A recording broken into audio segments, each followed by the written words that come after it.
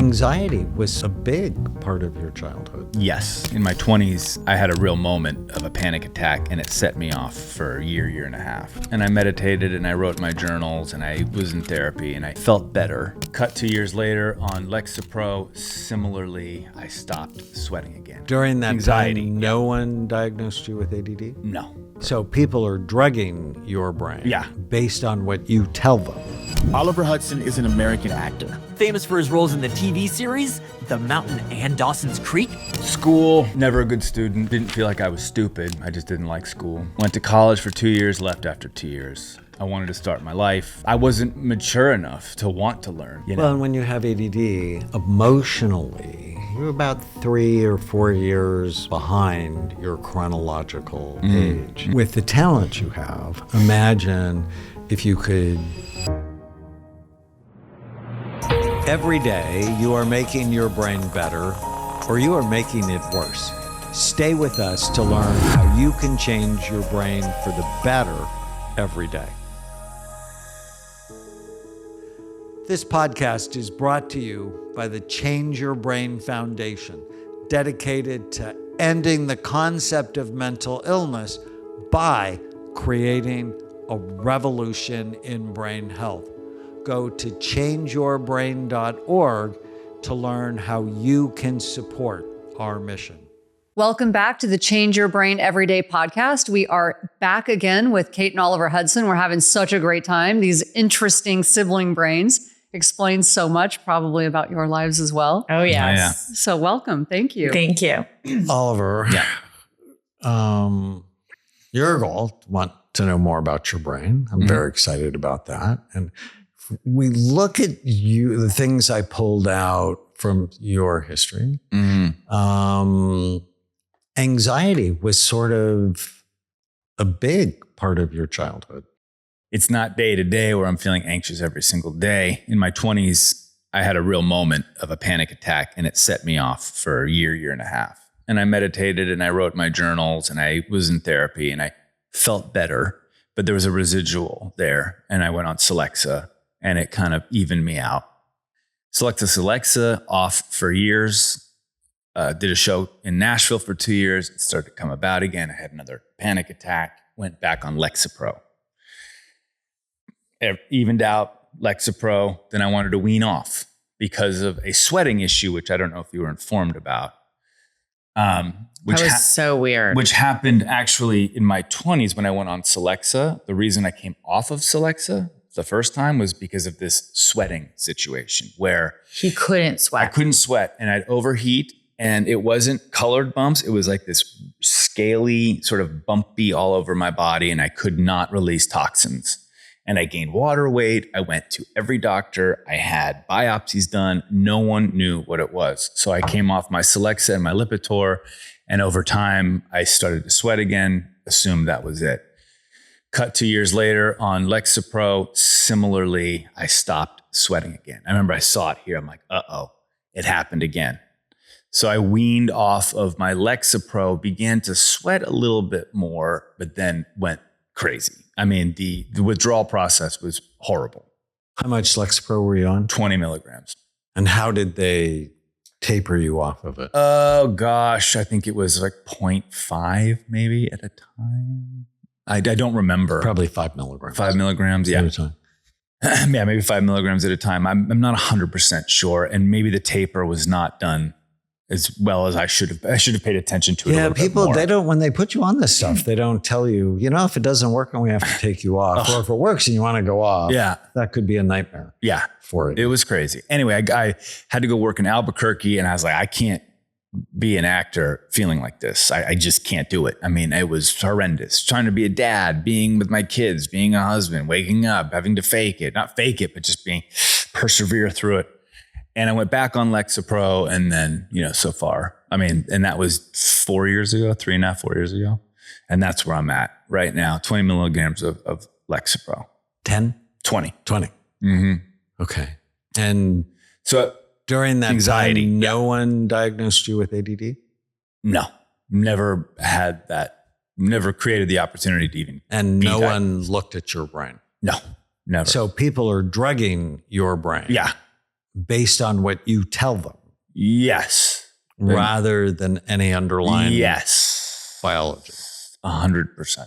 That sounds crazy. Yeah. That is my job, right? I'm a psychiatrist. Yeah. I'm trained to diagnose insanity. And I'm like, how would you know if you didn't look? Yeah. Right? And entirely. When we look at your brain, and now it's on Lexapro. So it's your on brain Lexapro. could be as busy as hers. So I'm seeing a Lexapro brain. But when you have anxiety and ADD, the Lexapro decrease your anxiety, but actually make you more ADD because serotonin. So Lexapro is a selective serotonin reuptake inhibitor, increases serotonin. Whenever you increase serotonin, you drop dopamine. They sort of counterbalance each other. And so your dopamine is probably already naturally low. And so less anxious, more ADD. And then I Maybe search not for that be a good dopamine thing. too. And with the family history of alcoholism, I studied children, grandchildren of alcoholics, a very high incidence of a subtype of ADD called overfocused ADD, where the problem is not so much you can't pay attention, you can't shift attention, you get stuck. Sort of that's like yeah.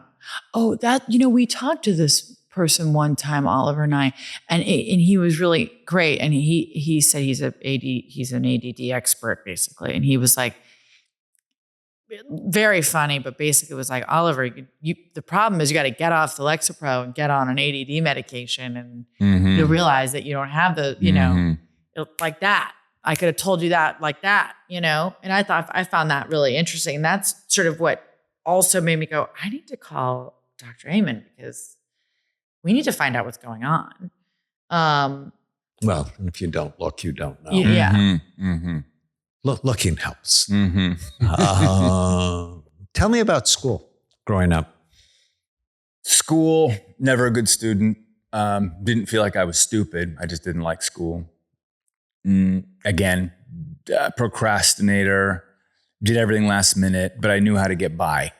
My superpower was just knowing how to sort of get by and make it happen. Although I did get expelled for cheating in high school. And there were 9 other kids that cheated in the class. Yeah. You were the only one who got expelled. I wasn't evolved. Well, when you have ADD, you're more likely to get caught. Right. You don't think it all the way. I was very good. I was doing very well for a minute. And then, I had one slip up. I loved school because I loved being social. I loved my friends. I loved that aspect of it. The school part was just more tedious to me. Went to college for 2 years, left after 2 years. I wanted to start my life, my career. I wasn't mature enough to want to learn. I feel like that's the interesting thing about college, which is a whole other conversation. We force the kids off to go at 17, but sometimes they're not ready. I was not. In my 20s is when I became curious about the world, about reading. Well, and when you have ADD, emotionally, you're about 3 or 4 years behind your chronological age. And your prefrontal cortex doesn't fully develop until you're 25. And so I'm not a huge fan of sending kids away to school because I'm like, you're going to put them with a whole bunch of other underdeveloped brains that are going to make bad decisions.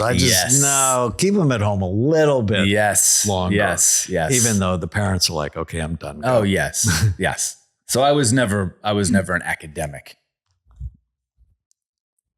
And maybe it's because you didn't have the attention span. Yeah. 100%. So maybe it had nothing to do with your ability. It had a lot to do with your ability to focus. Oh, 100%.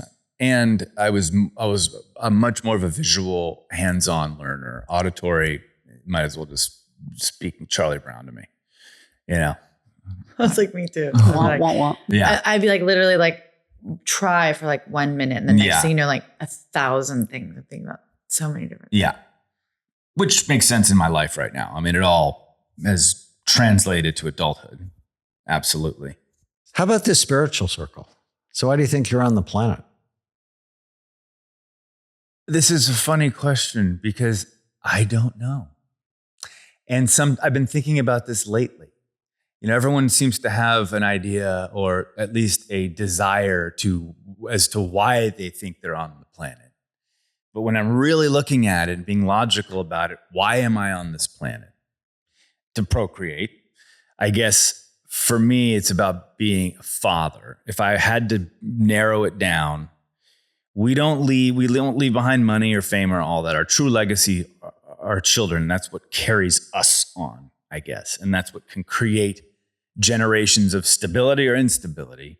And I think it's my job to create stability with my kids and then send them off. And then who knows what the hell's going to happen. But at least I did my part. But I do ask myself, what am I supposed to do here? I do have that question a lot. And am I doing what I'm supposed to be doing right now? But what am I supposed to be doing? I ruminate and then it kind of cycles, So that's the long answer. The short answer is raising my children. I love making people laugh. I think I have untapped talents that I think ADD is holding me back from because I get overwhelmed by process. He's an amazing writer. I think my perspective on life is unique. I think that if I can put that down in writing or directing, it will be something that people would, respond to. Because I see how people respond to me in real life. With the talent you have, imagine if you could better actualize it, better focus, less procrastination. Because a lot of people go, oh no, I'm not going to take medicine because I don't want to be somebody different. And my question is, do you want to be who you are when your whole brain works right? Yeah. It's like, without a doubt. I remember when I was a young psychiatrist, I saw this kid and he says, if you think I'm bad, you should see my dad. But dad wouldn't come. Then I saw his sister. She said, if you think I'm bad, you should see my dad. He wouldn't come. Then I saw the wife because of her chronic stress because of the dad. And finally, everybody's getting better and the dad shows up and his brain's like very similar to both of yours. And I treated him. The next year, he made 3 times the amount of money because he could focus. Yeah. The goal is just optimal. Oh, yeah. Performance. Yeah. Or ability. The frustrating part for me is the recognition that it's in me. And then the frustration is that I can't move past this barrier, and then I quit. So if we look at your Bright Minds risk factors, okay, so low blood flow. You've had high cholesterol for how long? Genetically forever. Since we all have since high I cholesterol. first had cholesterol taken at 15, 16. So what's your cholesterol now? It's on Lipitor. With Lipitor, it's like 270. Oh. 280. But it was 350. Okay. And now it's this. And I'm on 40 milligrams. And now they want to bring me, they need to get it down a little bit lower. I did a calcium score last year, 0. This year it's a 2. It's pretty good. Yeah. And then I still have a little, I have a tiny drop of plaque in my left carotid. So it's like, they're like, it's time to sort of, not let that build up, I guess. Okay. Played hockey. Any Played hockey, concussions? baseball. None that I know of. I was banged around, I'm sure, a ton, didn't play soccer, but I'm hitting my head as a young boy, man, sports, basketball, elbows, all that kind of stuff, fights now and again, never really fought much, but I never got knocked out and I never have had a noticeable concussion to where I went out. One of the wild cards for you is at birth, you had meconium aspiration. Yeah. And then you were a month in the neonatal 3 weeks to a month. Yeah. ICU. Yeah. You may have had a lack of oxygen at that time. Yeah. And that's probably why you didn't suck and maybe why school was harder for you and why you didn't perform. And nobody's even thinking about that. They think it's your attitude when it had your brain.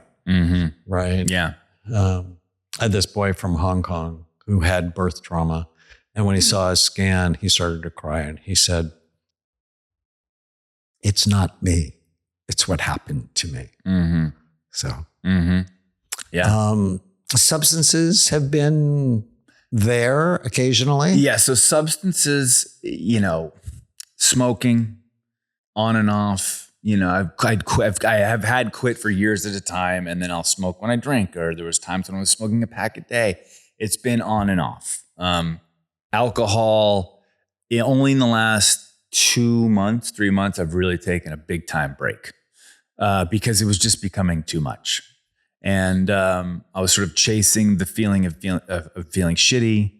And I love how you phrase that. Yeah. I chase the feeling of being shitty. Yeah. I write that down. I just think that's so creative. Yeah. Because that's exactly what happened. Yeah. And I just got tired of it. And I got tired of feeling like shit, honestly. And I decided to stop, which is not easy for me to do, but I put my mind into it, and I did, and didn't drink for about 40 days. And it was life changing. Wait, you wrote Aspen Home Mold too?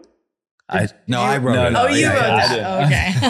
Because I read crazy. That would have been the best. Because I read your history. Yeah, good. Okay. This is so good for me I to love be able to do I love siblings. this. And it was amazing. I mean, really, just the clarity, the energy I had. I honestly felt like some of the ADD Yeah, you should lifted. break up with alcohol. Yeah, which I have been. So, now, like last time I drank was, I don't know, a little while ago. I'm trying to have a better relationship with it to where it's mitigated. I can have a martini now and again rather than 75. Break up with it. I know, we talked about this on the podcast. I have a stand for Professor I treat, and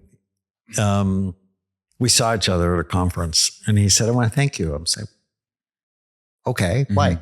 He said, I wake up 100% every day because of you. Yep. Don't you want that? Yeah. Don't you just want to wake up 100% every day? Yeah. And it's like you're in a bad relationship with alcohol. Yeah. And it's like, oh, but I just want one. It's like, oh, you just want this crazy woman back a little totally.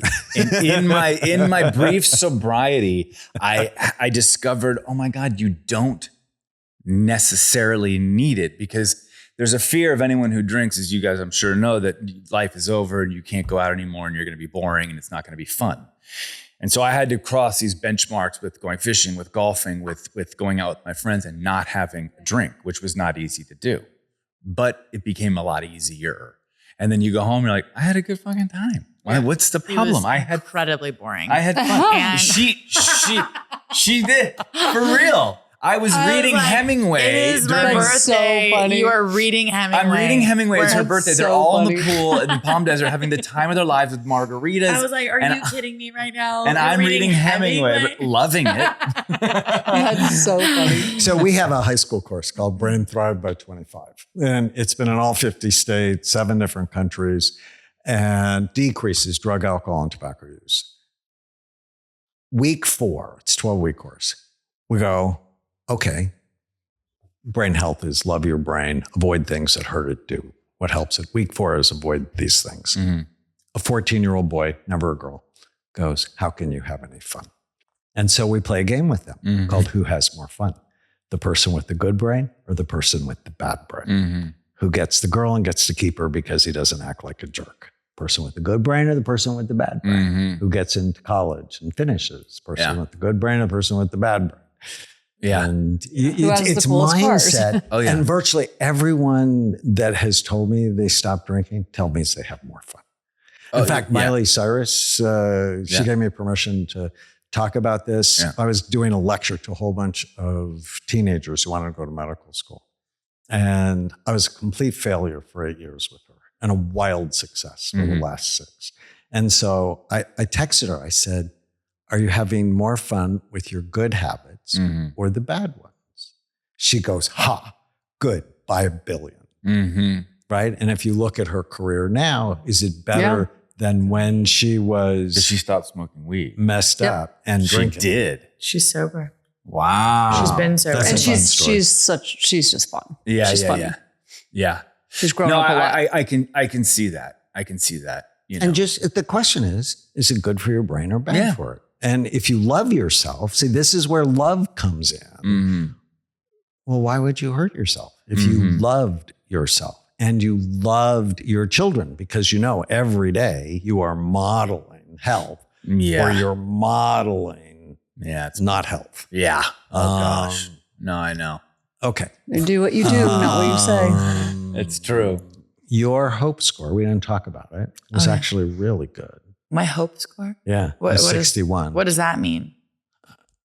Hope is the ability to make a change, that tomorrow can be better and I have a role in it. Oh, yeah. I like yours that. not so good. We're going to make yours better. Sounds Makes sense. Right. That's my hope score, 49. It was 49. It could be better. Oh, that's not too awful, bad. but it could be better. Yeah. All right, let's look at yours.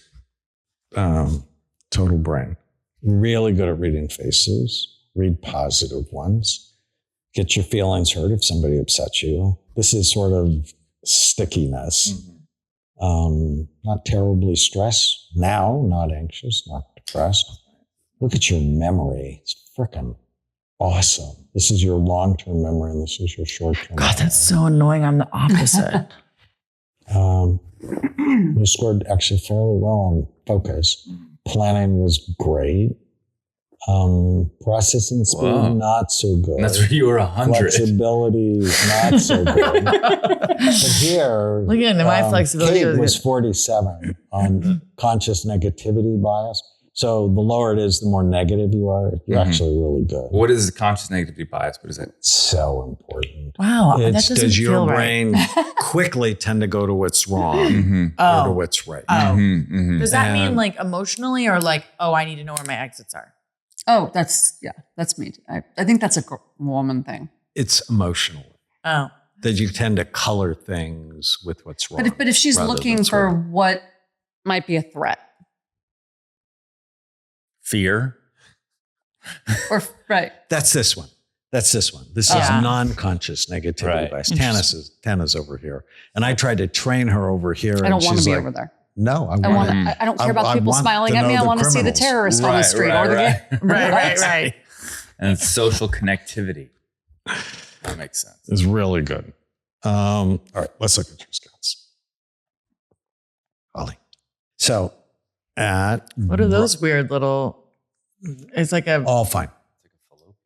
So at rest, it's like the your horror brain movie, like actually doesn't look bad. So even the substances you've done have not done any permanent damage to you. good. So that's really great news. When you try to concentrate, it drops. What is that? Actually, Wait, really what is that drops, and it face? drops here. Look at the face in your brain. Where? There's the face, there's the eyes, that's the nose, that's the mouth. Oh, upside down. This is sort Yeah. of like a Rorschach. Wow. Oh, God. But Okay, so what's that? rest, God. concentration. The harder you try, the worse it gets. Yes. It's not a choice Right. for you.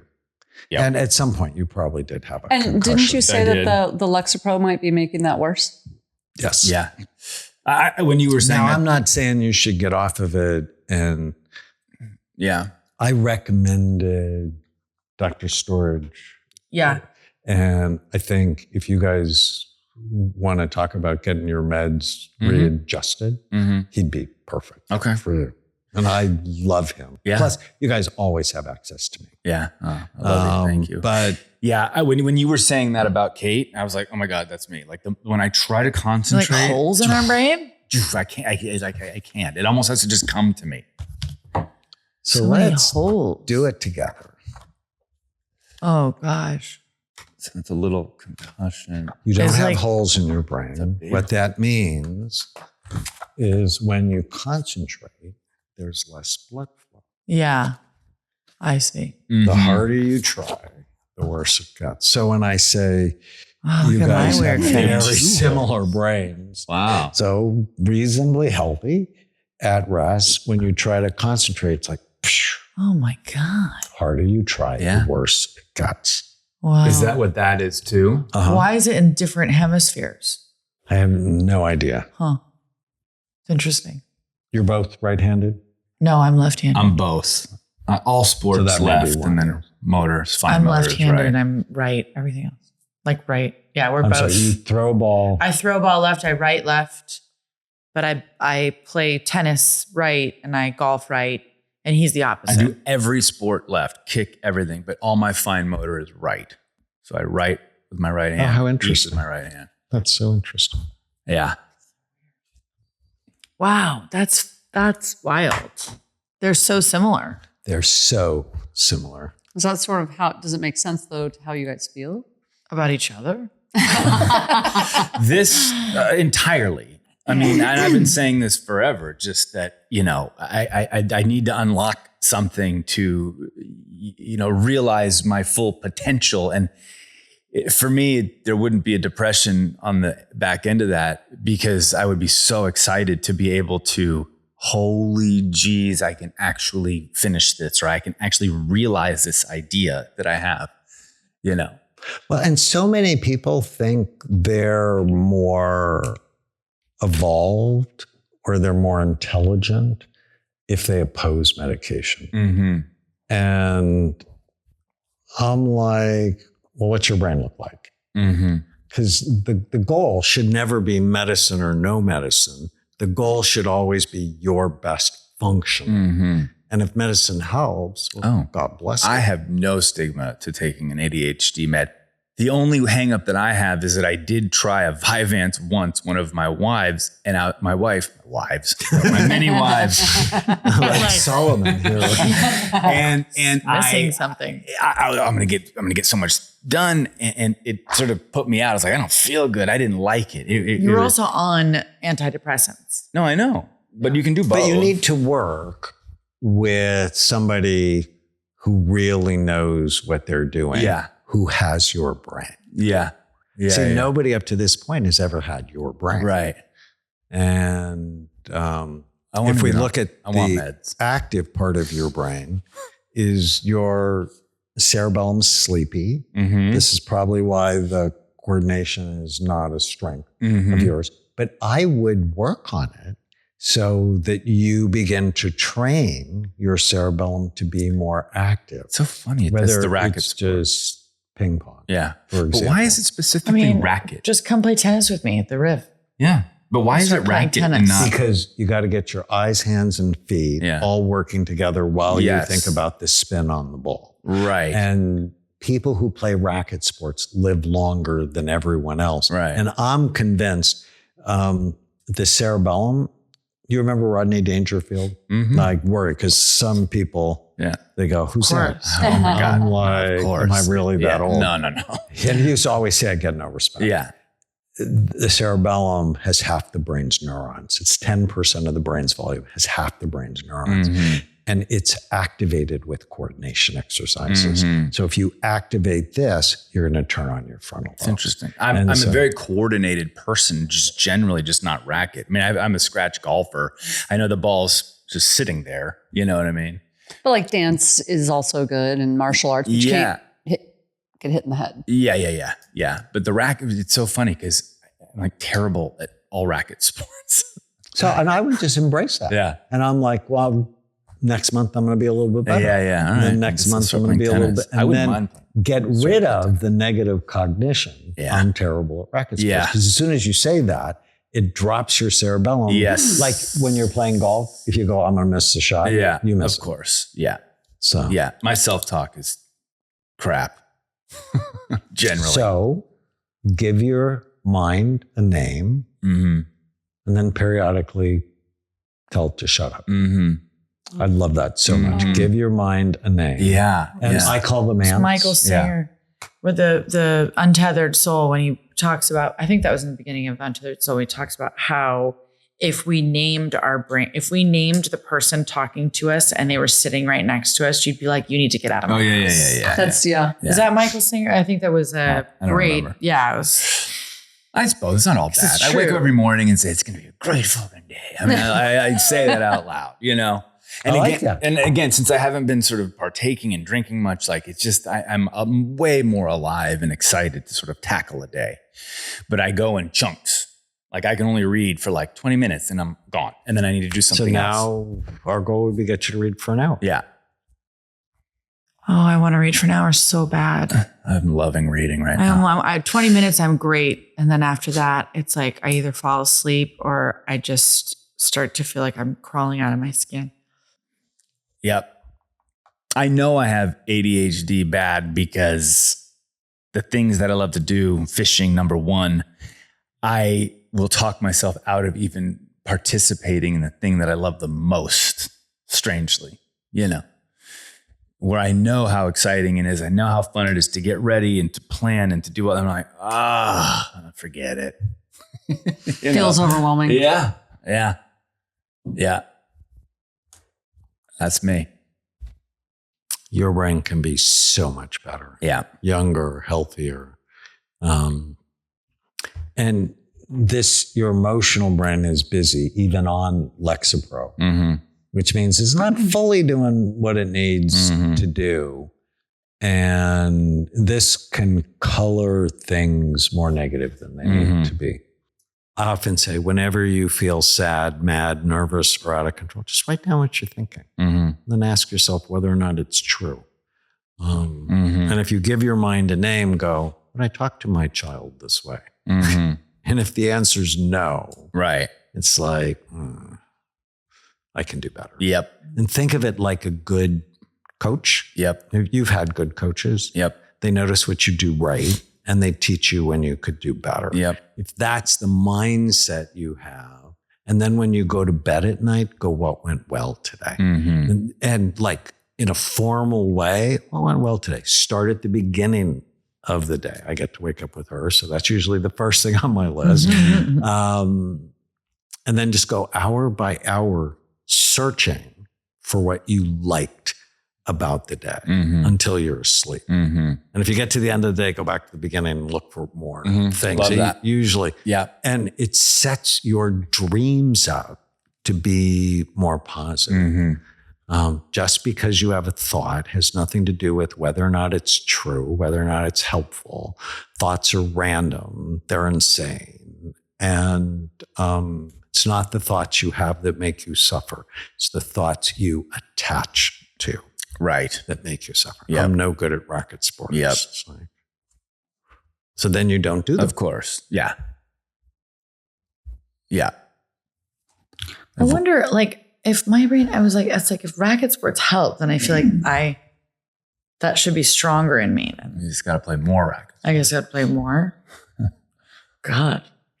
So have you had labs done? Yeah, I recently? just did. I had a ton with David Allen, and it's very Send them advanced to me. labs. Yeah. He's an integrative doctor. He's like he's not a doctor. He's a nutritionist kind of, but he does everything. He's like super researched. And I've heard of him. yeah. Yeah. He's great. Questions? Covered a lot. I mean, I don't have a question. It's just about optimization and sort of supplemental optimization, but then also prescription. I wouldn't mind trying an ADHD medication to see how that changes, the way that my brain functions. Can I take an ADHD med while on Lexapro? Is that okay? Absolutely. Okay. I wrote a book in 1994 called Healing the Chaos Within. It's about children and grandchildren of alcoholics who had ADD with depression and tended to be over-focused. And Prozac and Ritalin, miraculous for them. And so, you could take Lexapro with Concerta or Lexapro with Vyvanse. And I think you just have to work with someone who will dial it in with you. Yes. That you can give good feedback to. Yeah. And your brain can be so much better. Yeah. Whether you're a police officer, firefighter, EMT, therapist, or other personnel, you have to face high-intensity, stressful situations on a regular basis. In some cases, you have to make split-second, life or death decisions.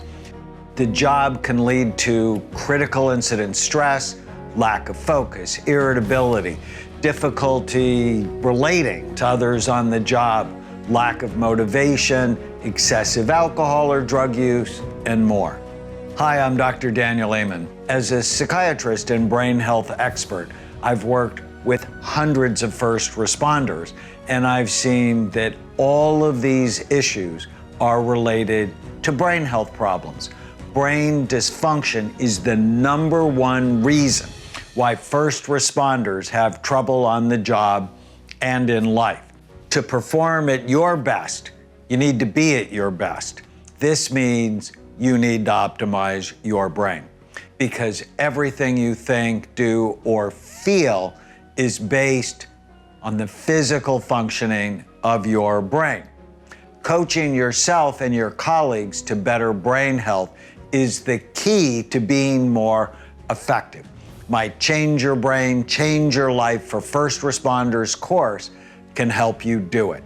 By following the simple yet powerful brain health strategies in this course, you and your team can develop peak performance, better decision-making, greater resilience, more energy, less fatigue, better moods, critical incident stress reduction, healthy skills and coping mechanisms, stronger communication skills in high-risk, emotionally charged situations, and so much more. With a better brain, always comes a better life and a better first responder. The time is now for a brain health revolution, and it starts with you. Sign up now.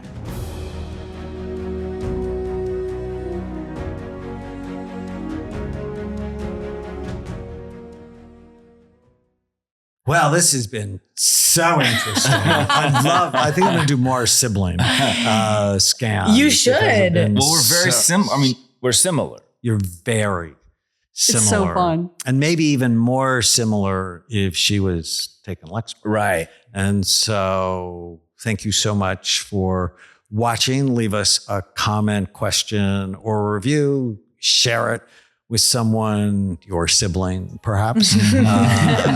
You're watching Change Your Brain every day.